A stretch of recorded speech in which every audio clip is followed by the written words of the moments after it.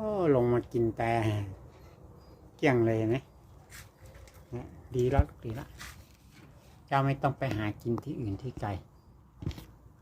กินที่บ้านนะลงมากินแต่ดีแล้วต้องไปหากินไกลกินที่บ้านนี้ปลอดภัย